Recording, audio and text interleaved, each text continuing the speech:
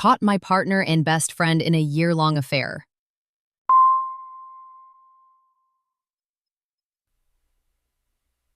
It was a Tuesday morning when I burned the pancakes. I'd been distracted, scrambling to pack lunches for the kids while my husband Mark lingered at the kitchen table, scrolling on his phone. Normal chaos. Or so I thought. The first red flag had been the Vegas trip. Last summer, Mark said he was going with his college buddies for a guys' weekend, and Jenna, my best friend since ninth grade, volunteered to stay with me and the kids. "You deserve a break too," she'd said, squeezing my hand. But when Mark came home, he smelled like her perfume. When I joked about it, he laughed. Probably hugged her goodbye at the airport. You know how she is. I believed him. Or maybe I didn't, but I stuffed the doubt down, like I did with everything else. The late-night texts he'd dismiss as work emergencies, the way Jenna started canceling our weekly coffee dates, her voice tight. Just swamped with the new job. 3 months ago, she'd shown up with a hickey on her collarbone and blamed a bad Tinder date. I didn't ask why she'd swiped right in the first place. Then last week, Mark forgot his Apple Watch. I charged it out of habit, and when it lit up, a notification flashed. "Jenna, can't wait for tonight. Miss you already." The timestamp read, 1:14 a.m. My hands went numb. I confronted him that evening, my voice shaking. He looked me dead in the eye and said, "Babe, you're paranoid. Jenna's like a sister to me." He kissed my forehead. "Trust me." So I did. Until yesterday.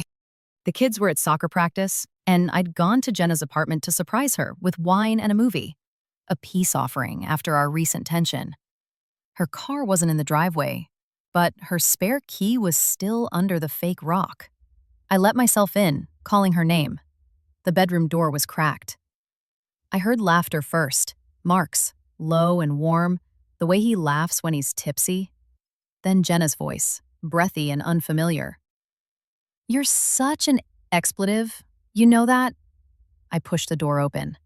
They were curled on the bed, her head on his chest, his fingers tangled in her hair.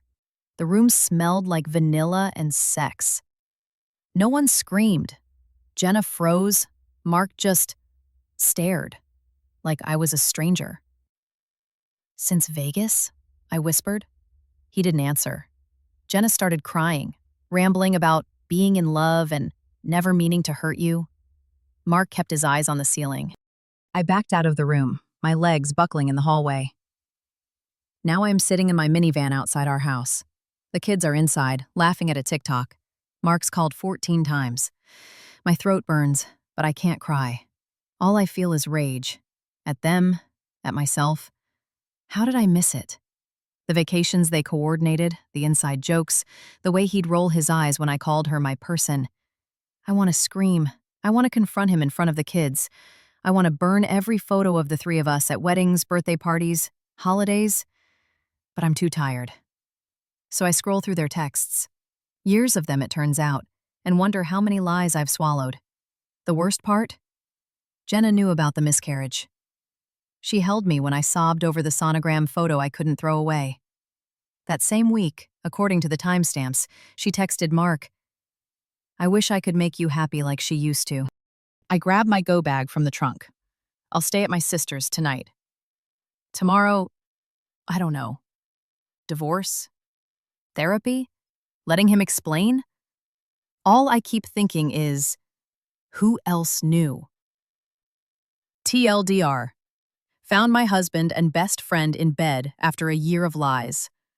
Now I'm sitting in my car wondering how to tell my kids their dad's a cheater.